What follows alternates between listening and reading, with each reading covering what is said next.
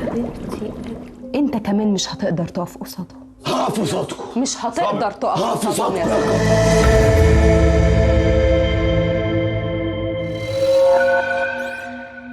Setibanya di El Fayum, Sabar harus menghadapi berbagai fitnahan keji yang membahayakan nyawanya sendiri. Sosok iblis yang terbebas dari segelnya mulai membuat rencana licik untuk menghancurkan Al-Madah. Bahkan iblis itu sudah tak mau lagi untuk menampakkan wujud aslinya yang buruk rupa. Tak disangka Dr. Sami adalah iblis Qozah yang menjelma sebagai ulama. Dengan kekuatannya, Sami berusaha membingungkan manusia dengan dalil-dalil yang dipelintir. Ia bahkan memiliki kekuatan untuk melukai manusia dan membunuh nyawa seseorang tanpa menyentuh. Mampukah Sober menepis semua fitnahan Dajjal itu? Berikut ceritanya. Adegan kembali ke beberapa bulan sebelumnya. Kala itu Sober masih berteman baik dengan Dr. Sami yang dikenal sebagai ulama akademis. Sober mengajak sepupunya Aisyah untuk ikut dalam kajian Dr. Sami. Aisyah mengaku tertarik mengikuti kajian Dr. Sami karena banyak dibicarakan oleh tetangganya di kampung.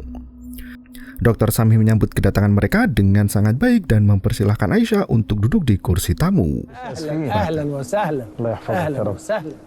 وصابر قال لي ان هو صاحبك. اتفضلي الأخوات كلهم جوه. شكرا. Bahkan Sober pun ikut diajak duduk bersama agar mereka bisa mengikuti kajian pagi yang cerah itu. Dan film pun dimulai. Sabar yang menemui Pak Dirham justru menjadi korban fitnah setelah iblis sahar menjelma menjadi dirinya.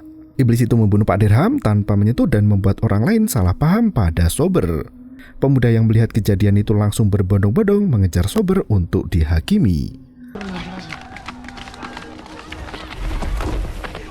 Untungnya Sabar bisa melepaskan diri dan buru-buru pergi menggunakan mobil. Di waktu yang sama, Rahab curhat pada sang kakak terkait temuan bulsir di dekat makam ayah mereka. Ia memberikan buhul sihir itu pada Manal yang sudah menyiapkan berbagai sarana untuk menghancurkan mantra cinta. هو انت هتعرفي تفكيه؟ بصي يبقى عمل بحقه حقيقي. Manal menuangkan air doa ke dalam baskom dan membuka plastik hitam yang berisi mantra sihir. Bungkusan itu berisi foto Rahab yang dilipat bersama potongan rambut dan kertas mantra. Manal memasukkan semuanya ke dalam air dan mulai membaca jampi-jampi.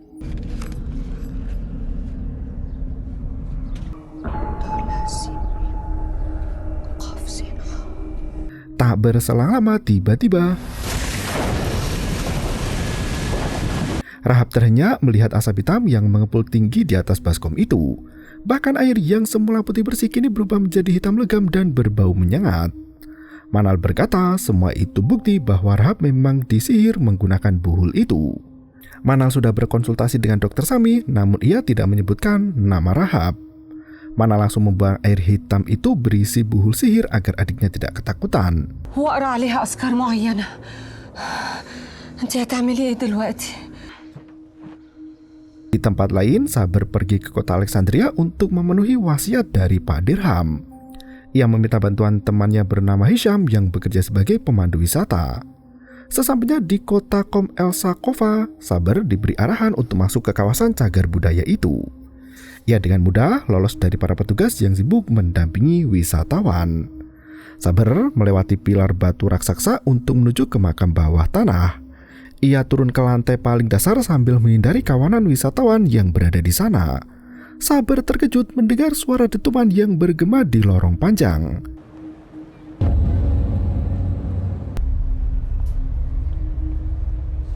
Sosok pria misterius yang bersorban itu mengajak Sabar untuk pergi ke suatu tempat.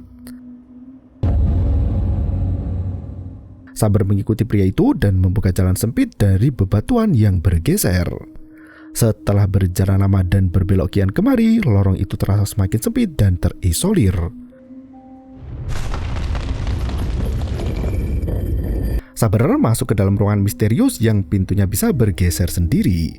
Di dalam ruangan itu terdapat satu makam yang tertutup rapat.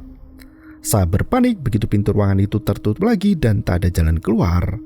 Sambil membaca doa, Sabar membuka penutup peti secara perlahan.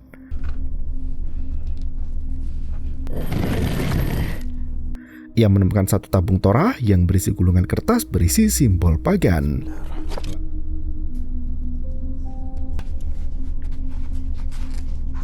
Sabar mengambil gulungan kitab itu dan mengembalikan tabung Torah ke dalam makam. Ia bergegas menutup peti batu itu hingga pintu kembali terbuka dengan sendirinya. Katakombe merupakan ruang bawah tanah yang berisi makam untuk masyarakat Yunani Romawi kuno di kota Mesir. Sabar keluar dari ruangan dan pintu kembali tertutup.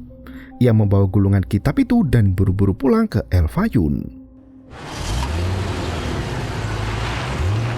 Malam itu Aisyah bermain dengan putri kecilnya yang bernama Malak. Terdengar bel bunyi pertanda ada tamu yang datang. Aisyah ketakutan karena malam sudah sangat larut dan ia hanya berdua di rumah. Tamu itu menyahut agar Aisyah membuka pintu. Ternyata tamu malam itu adalah iblis yang menjelma sebagai ulama Dr. Sami. Aisyah langsung mempersilahkan pria itu untuk masuk ke dalam rumah padahal dirinya adalah seorang janda. Di tempat lain, Bibi Umaymah dan Paman Jamil menemani Safa yang bersedih hati. Safa khawatir dengan Sober yang sering mengalami kejadian aneh selama beberapa hari terakhir. Bahkan, sudah seharian penuh Sabar keluar dari rumah dan belum pulang juga. Safa berusaha menelpon nomor putranya itu tapi ponsel Sober tak bisa dihubungi. Paman Jamil sudah melihat video Sabar yang basah kuyup di dalam pesawat tanpa ada hujan dan badai. Bibi Umaymah heran mengapa jin itu tidak mau membiarkan keluarga Syekh Salam hidup dengan tenang. Syekh Salam pernah bersekutu dengan jin untuk mencari harta karun peninggalan Fir'aun. Setelah Sabar lahir, Syekh Salam menyesali pekerjaan kotor itu dan bertaubat pada Allah. Jin yang pernah bersekutu dengannya tidak terima dan menganggap Syekh Salam sebagai pengkhianat.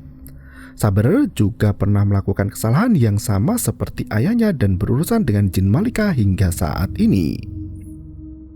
Safa yakin Sabar tidak akan menggunakan ilmu sihir itu lagi karena ia sudah lama bertobat dan meninggalkan keburukan. Paman Jamil mendapat telepon dari Haji Mustafa. Ia baru saja membeli beberapa barang di toko Pak Haji. Di waktu yang sama, Sabar masih dalam perjalanan pulang ke El Fayun. Tiba-tiba Sabar teringat dengan Aisyah yang tampak ketakutan menggendong putri kecilnya. Sabar langsung putar balik untuk menuju ke rumah Aisyah. Tak disangka rumah sepupunya itu sudah ramai dengan polisi dan warga yang berkerumun. Paman Jamil dan Bibi Umaymah ikut panik mengetahui kejadian tragis yang menimpa cucu mereka itu. Mereka menangis sambil bertanya mengapa Aisyah tega melakukan hal itu. Sabar berusaha melintas untuk masuk ke rumah Aisyah. Polisi yang bertugas adalah seorang detektif yang mengenal Sabar. Detektif itu membiarkan Sabar masuk ke dalam rumah sambil didampingi dari belakang. Saat berada di ruang tengah, Sabar melihat Aisyah yang menyanyikan lagu untuk Malak. Aisyah menggendong putrinya itu dengan tatapan kosong dan membawanya masuk ke dalam kamar. Sabar mengikuti bayangan Aisyah itu tapi pintu kamar tertutup dari dalam. Seorang petugas membawa pisau berdarah keluar dari kamar itu. Sabar kembali mendengar suara Aisyah yang menyanyikan lagu untuk putrinya. Tak disangka Aisyah sibuk merebus masakan yang terbuat dari bagian tubuh anaknya sendiri. Petugas polisi yang melakukan investigasi sampai hampir muntah melihat masakan itu. Mereka mencari sidik jari di setiap sudut rumah untuk memastikan siapa pelaku pembunuhan keji itu. Sabar meminta bantuan sang detektif untuk bicara dengan Aisyah saat itu juga. Sabar dibawa ke kantor polisi di mana Aisyah sudah dikurung di dalam ruang isolasi. Mereka tidak membiarkan siapapun menemui Aisyah kecuali Sabar. Sesampainya di dalam penjara, Aisyah mengenakan jubah serba putih dan membelakangi Sabar. Wanita itu menoleh ke belakang, namun Sabar justru melihat wajah Hiba, adik kandungnya yang hilang dari rumah sakit jiwa. Wajah itu langsung berganti menjadi wajah Aisyah. Sabar langsung bertanya mengapa Aisyah tega membunuh anaknya sendiri. Aisyah justru berkata jika ia hendak melindungi putri kecilnya yang malang. Aisyah mengatakan jika dirinya bukan seperti Hiba yang membunuh ibunya secara tidak sengaja. Aisyah mengaku sadar penuh dan tidak merasa bersalah atas perbuatan kejinya itu.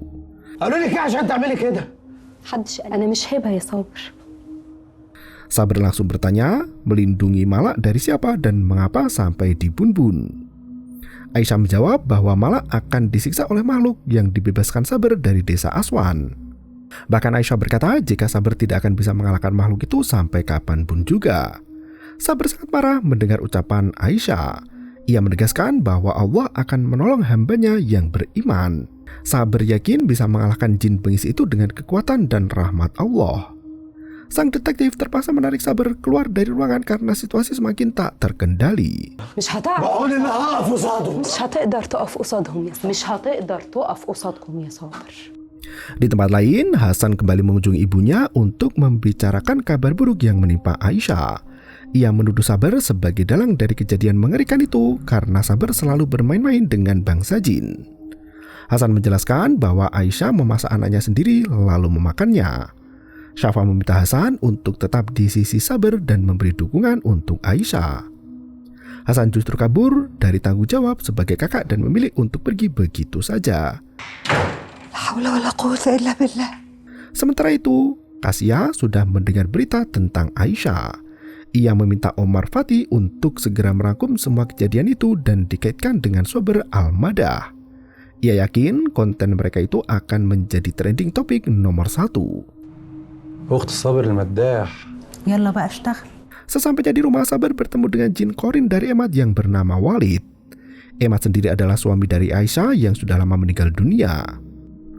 Kodam Emad yang bernama Walid itu selalu membantu dan menolong Sabar untuk menebus kesalahan di masa lalu. Walid menegaskan bahwa Sabar kini mulai enggan menolong sesama karena Allah. Simbol di tangan Sabar ikut hilang karena Sabar tidak pantas menerimanya. Ternyata kesalahan besar Sabar adalah dengan mengikuti perkataan Sami dan meninggalkan Walid serta jin muslim lainnya. Sabar baru menyadari hal itu dan meminta bantuan Walid untuk melawan Sami. Nasnya Sami sudah mengumpulkan bala tentara yang sangat kuat. Terlebih lagi, gerbang menuju neraka Sakor telah terbuka lebar. Pelayan iblis Koza sudah mulai keluar satu persatu. Walid menegaskan akan ada satu orang yang menolong Sabar dalam pertempuran itu. Sabar harus menyimpan kulungan kitab kuno itu karena ada petunjuk di dalamnya untuk menutup gerbang neraka itu lagi. Orang itu adalah seseorang yang membawa rahasia besar. Walid menghilang setelah memberitahu Sabar tentang apa yang sedang terjadi saat ini.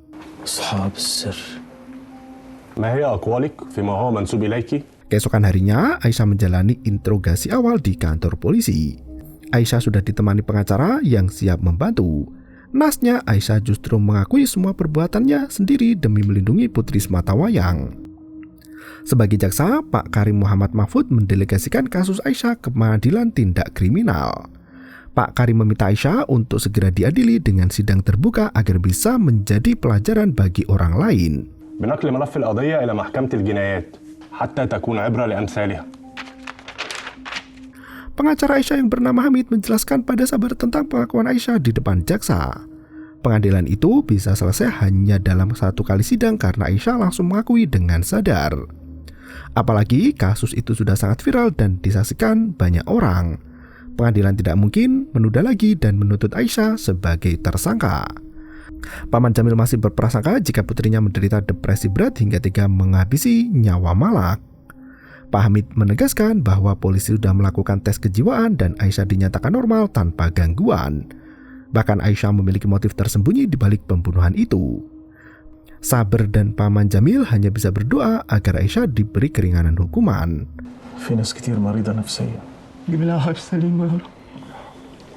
Siang itu, Kasia melihat video yang diunggah oleh Fatih. Para influencer sudah meramaikan berita tentang adik sepupu Sabar yang melakukan tindakan gila dan membunuh putrinya sendiri. Bahkan Fatih mempunyai rekaman video yang menunjukkan bahwa Sabar hendak bertemu Aisyah di kantor polisi. Fatih mengaitkan hal itu dengan kematian Dirham. Ia sudah mendapat video baru tentang Sabar yang menyakiti Pak Dirham tanpa menyentuhnya sama sekali. Kasia sangat puas dengan berita yang viral itu, apalagi ke-6 influencer memberikan berita yang sama. Setelah menjenguk Aisyah di kantor polisi, Sabar melenggang pulang dan langsung masuk ke dalam kamar. Sabar mengeluhkan kasus Aisyah yang bisa bersikap keji pada putri kecilnya yang sangat malang. Rahab langsung mengajak Sabar untuk berkonsultasi pada Dr. Sami terkait permasalahan yang membelit Aisyah. Sabar langsung menolak ajakan Rahab. Ia berusaha meyakinkan Rahab bahwa Sami bukan orang yang baik meski di luar tampak seperti alim ulama. Rahab masih tak mengerti dengan jalan pemikiran Sabar. Ia sendiri tidak pernah melihat kejahatan yang dilakukan Dr. Sami. Rahab meyakini kejadian yang menimpa Aisyah ada kaitannya dengan Sabar. Apalagi muncul video di mana Sabar dituduh membunuh Pak Dirham dengan kekuatan magis. Sabar sangat emosi mendapat fitnahan keji itu. Ia menegaskan bahwa Rahab harus menjauhi Sami karena pria itu bermain dengan sihir. Ia memohon agar Rahab percaya padanya dan tetap memberi dukungan untuknya. Allah yahdik. Meski mulut berkata iya, dalam hati Rahab masih terbesit keraguan. Sabar turun ke bawah dan bertemu dengan ibunya yang sedang menggendong Ezi. Safa meminta penjelasan Sabar tentang semua hal yang terjadi. Ia masih tak menyangka Aisyah bisa berbuat sekejam itu pada putri kandungnya sendiri. Sabar menegaskan bahwa kejadian itu berasal dari setan yang mempengaruhi pikiran manusia. Ia meminta Safa untuk tetap mendengar saran darinya dan bukan dari Sami agar bisa menghadapi pengaruh iblis yang sangat keji. Safa masih tak mengerti mengapa mereka dilarang dekat dengan Dr. Sami. Bagi Safa, Dr. Sami adalah ulama cendekiawan yang pintar dan bijaksana. Ia mengakhiri perdebatan itu karena takut didengar oleh Bibi Umaymah dan Paman Jamil. Sabar masuk ke dalam ruang kerjanya untuk mempelajari isi kitab gulungan kuno dari Qom el-Sokafa. Ia menelpon Hisham yang bekerja sebagai arkeolog di daerah Alexandria untuk menerjemahkan kitab itu. Karena Hisham masih bekerja di luar kota, ia meminta Sabar untuk menyimpan gulungan kitab itu dengan baik. Ia akan segera berkunjung ke El Fayun setelah menyelesaikan semua pekerjaan. Sabar sempat mencari tahu di internet terkait kitab itu, namun sama sekali tak ada penjelasan.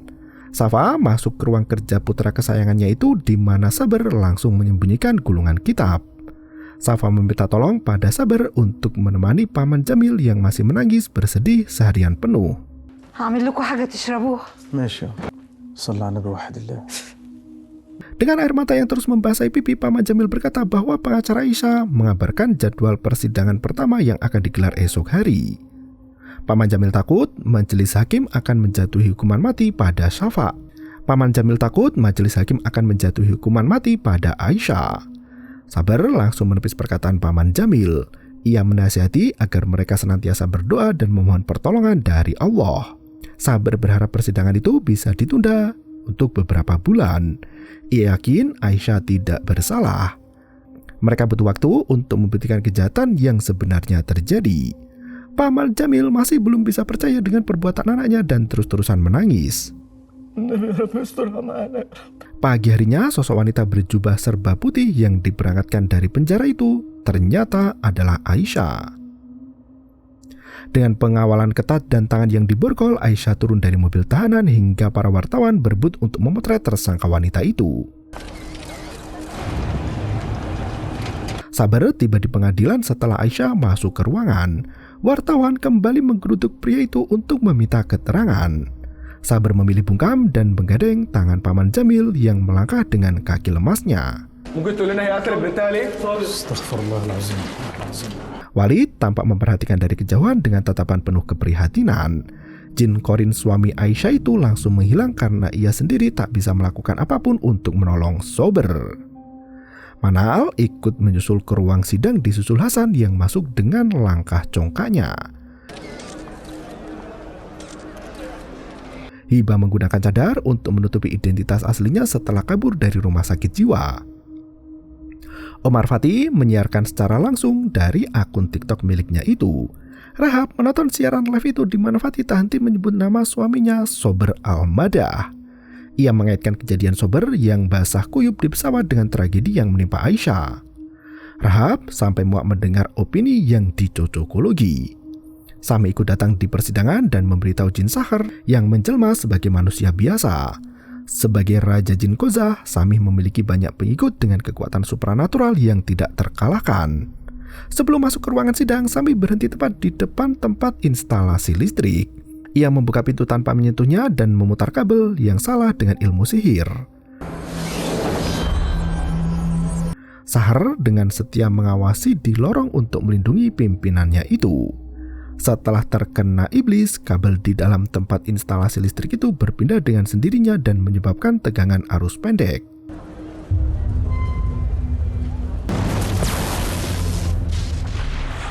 Hasan dan Abdul Razak menyambut kedatangan Sami dengan penghormatan tertinggi. Gun tak percaya bahwa Jin Sahar bisa menjelma menjadi manusia dan bersekutu dengan Sami. Hanya Sabar yang ketakutan melihat dua sosok iblis itu. Sementara Safa dan orang lain merasa senang menyambut kedatangan Dr. Sami. Tak berselang lama, Aisyah masuk ke dalam ruangan dan dimasukkan ke dalam jeruji besi. Paman Jamil berteriak histeris memanggil putrinya sambil bertanya-tanya apa yang sebenarnya terjadi. Anehnya Aisyah mengangguk ke arah dokter Sami seolah ia menuruti perintah dari pria itu. Hanya Hiba yang menyadari anggukan itu karena Hiba pernah menjadi korban dari manipulasi iblis bengis. Hakim ketua membuka persidangan itu dengan bacaan basmalah. Bismillahirrahmanirrahim. Futihatil jalsah. Ia mengetuk palu sebanyak 3 kali hingga tiba-tiba ledakan besar itu membuat gedung pengadilan kebakaran. Semua orang berlarian untuk menyelamatkan diri dan film pun bersambung.